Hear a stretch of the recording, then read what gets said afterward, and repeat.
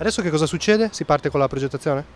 Adesso si parte con la progettazione, noi abbiamo concordato delle opere pubbliche interessanti, si parla di oltre 20 milioni di euro di opere pubbliche, avremo la difesa mare di tutta l'area di Colmata, che è ancora più importante in questa fase visti i recenti accadimenti.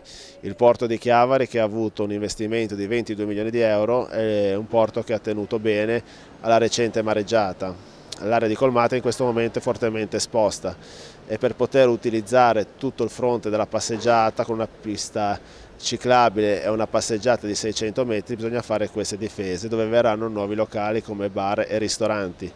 Verrà realizzata una nuova copertura dei parcheggi che rimarranno completamente gratuiti e coperti, per cui recupereremo 9.000 metri quadrati di superficie sul mare nell'area di Colmata.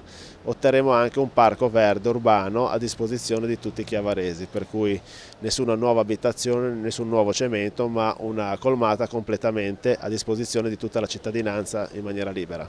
Bisogna fare in fretta, naturalmente. Ora i tempi come sono per la progettazione? I Reti ha già chiesto formalmente l'accesso all'area che concederemo anche per fare i carottaggi in mare e sondare tutto il fondale. Perché il progetto del Lido non andava bene?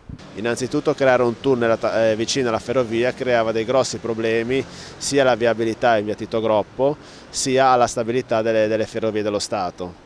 Addirittura la realizzazione di una pista ciclabile, che le vie dell'acqua che realizzeremo, la sovrintendenza mi ha obbligato a non farla passare attaccata al Lido, ma addirittura attaccata alla ferrovia, una pista ciclabile. Figuriamoci un impianto di depurazione per 140.000 abitanti. La vicinanza al fiume e al mare avrebbe creato grossi disagi di sicurezza.